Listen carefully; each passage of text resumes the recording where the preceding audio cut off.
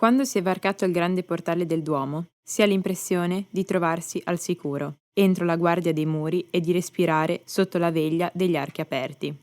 Ma oggi il Duomo sa di pioggia e il riverbero giallo delle lampade accese non basta a illuminarlo. Nel grigiore sopra la gente grigia, le colonne fasciate d'ombra, gli affreschi scolorati, splende vivo soltanto l'altare, ma è così lontano e slegato da chi pensa e non riesce a imbastir preghiera.